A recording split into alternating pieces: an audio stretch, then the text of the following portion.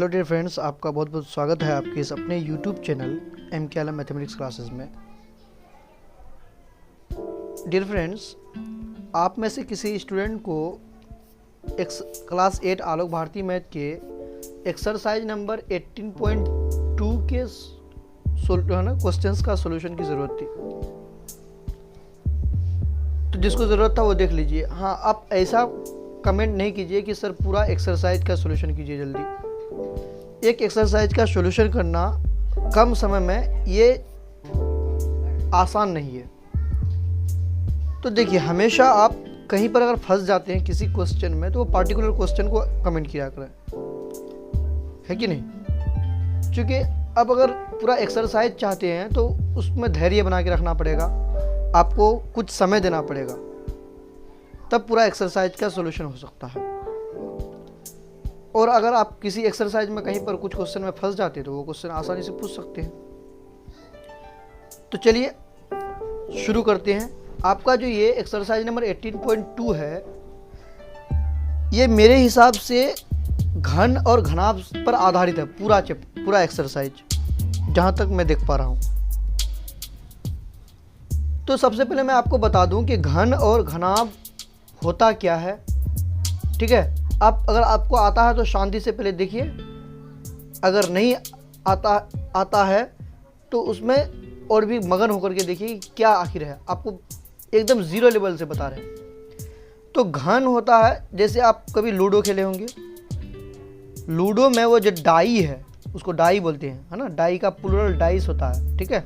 हिंदी में पाशा बोलते हैं इसको। क्या बोलते हैं? पाशा, ये वाला जिसमें छक्का 1 से लेकर के 6 तक लिखा रहता है, ठीक है? तो यही आपका क्या है? घन है कि नहीं? अब घन है तो कोई भी जो दुनिया में फिगर होता है उसका 3 चीज होता है। एक उसका चौहद्दी, जिसको परिमाप बोलते हैं। दूसरा उसका क्षेत्रफल, कि वो कितना क्षेत्रफल, उसका क्षेत्रफल कितना है या कितना वो एरिया लेता है। और तीसरा उसका आयतन, ठीक है, कि उसमें कोई चीज़ कितना अट सकता है। आयतन का मतलब ये डेली लाइफ में आप इसको यूज कीजिए। जैसे एक गिलास है ना?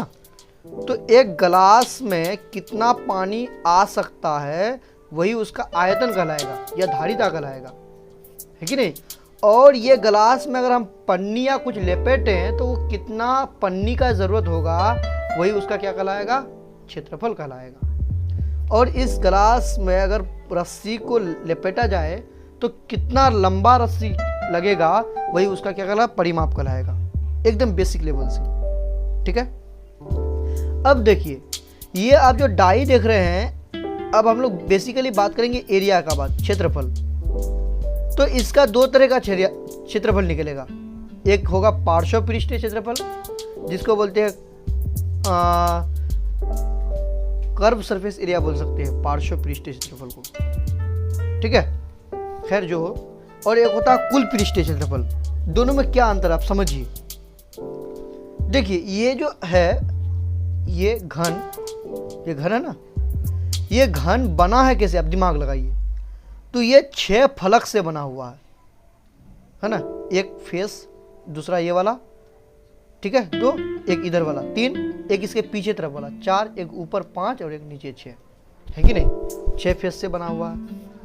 अब देखिए, अगर इस घन का 6 फलकों का अगर हम क्षेत्रफल निकालते हैं तो वो कहलाएगा कुल पृष्ठीय क्षेत्रफल। क्या कहलाएगा? कुल पृष्ठीय क्षेत्रफल। कुल पृष्ठीय क्षेत्रफल। समझ में आया? तो ये कितने से बना हुआ है? 6 से। और 6 जो फलक है किस शेप का है बताइए तो आप? स्क्वायर है ना? स्क्वायर शेप का है। किसका है? वर्गाकार है। 6। और एक वर्ग का जो क्षेत्रफल होता है वो क्या होता है? भुजा स्क्वायर या ए स्क्वायर जिसको बोलते हैं। तो 6 गो है तो क्या हो जाएगा? 6a square. ये हो गया कुल पृष्ठीय क्षेत्रफल। समझ में आया? अब जो दूसरा जो पॉइंट आता है वो आता है वक्र पृष्ठीय क्षेत्रफल। वक्र या पार्श्व, वक्र को ही दूसरा बोलते हैं नाम पार्श्व पृष्ठीय क्षेत्रफल, ठीक है? पार्श्व पृष्ठीय क्षेत्रफल, ठीक है? तो इसमें होगा पार्श्व पृष्ठीय क्षेत्रफल। क्यों? क्योंकि देखिए इसमें वक्र नहीं, ये वाला वक्र कर्व जो गोला है ना, इसी को बोलते हैं वक्र कर्व, तो इसका हो जाएगा पार्श्व पृष्ठीय क्षेत्रफल। तो पार्श्व पृष्ठीय क्षेत्रफल मतलब क्या हुआ कि इसमें मतलब ऊपर का ढक्कन नहीं है, ऐसे समझ लीजिए।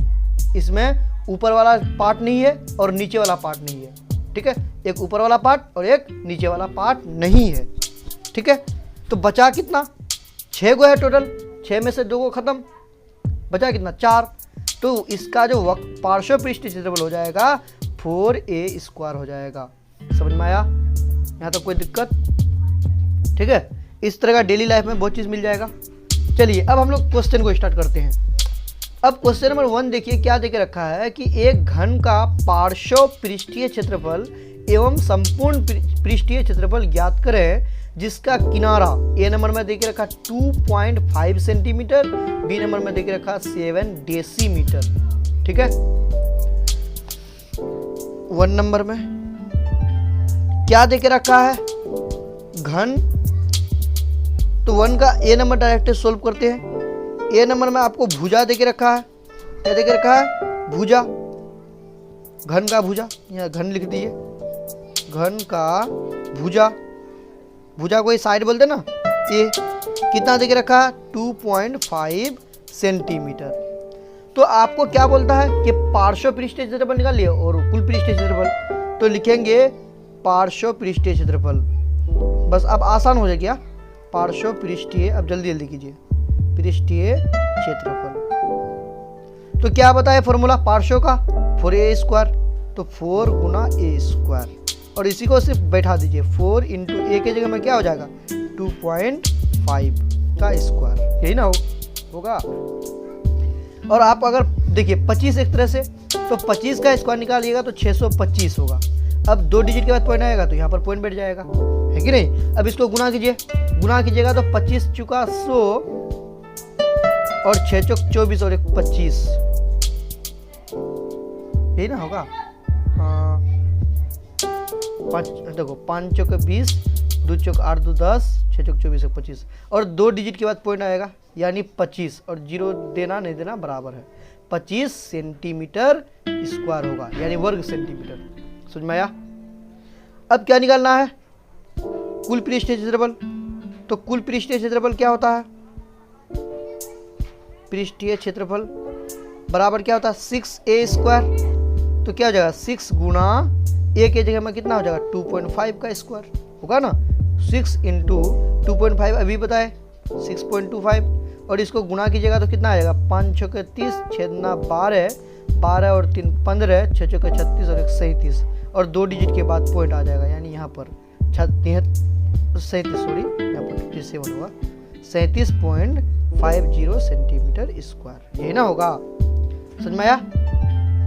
अब उसी तरह बी नंबर में देखिए ध्यान से, आपको देके रखा है कि भुजा बराबर, यानी ए बराबर देके रखा है कितना 7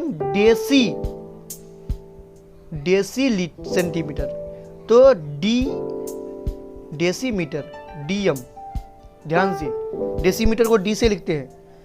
अगर इसमें भी आपको दिक्कत है थोड़ा सा मैं बता देता हूं। देखिए डेसीमीटर क्या होता है, हम लोग ये डेली लाइफ में बहुत यूज होता है, डेसीमीटर, सेंटीमीटर, किलोमीटर।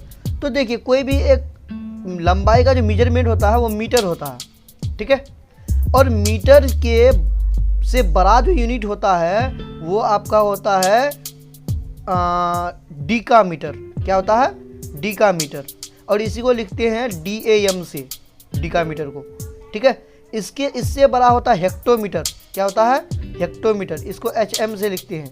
इससे बड़ा होता है किलोमीटर। क्या होता है किलोमीटर, ठीक है, जिसको KM से लिखते हैं। समझ में आया।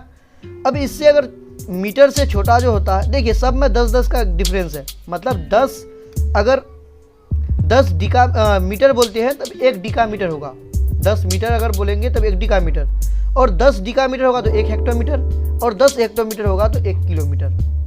सेम उसी तरह से अगर बोलेंगे तो अगर 100 मीटर बोलेंगे तो 1 हेक्टोमीटर हो जाएगा, और 1000 मीटर बोलेंगे तो 1 किलोमीटर हो जाएगा। और मीटर के बाद क्या होता है डेसी। क्या होता है डेसी, जो क्वेश्चन में देके रखा है। उसके बाद होता है सेंटी, ठीक है, और उसके बाद होता है मिली। समझ में आया। ठीक है, मिलीमीटर। उसके बाद माइक्रो होता है, ऐसे होते जाता है, जितना छोटा कीजिएगा करते होते जाएगा, ठीक है। तो आपको डेसीमीटर देके रखा है, इस बात को ध्यान में रखना है, ठीक है।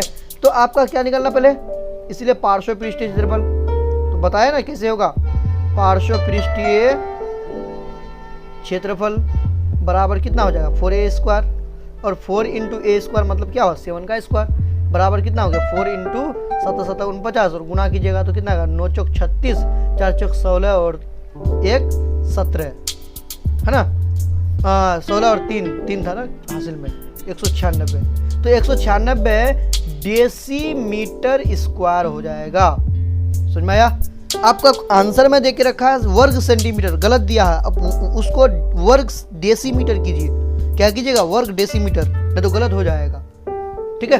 उसके बाद इसी में क्या निकालना है कुल पृष्ठीय क्षेत्रफल, क्या निकालना है कुल पृष्ठीय क्षेत्रफल। तो कुल पृष्ठीय क्षेत्रफल क्या होता है 6a², अभी बताए 6 गुना क्या हो जाएगा 7 का स्क्वायर और 6 गुना 7 7 49 गुना कीजिए 9 चौक 36 और 6 चौक 24 और 3 27 276 डेसीमीटर स्क्वायर यानी वर्ग डेसीमीटर।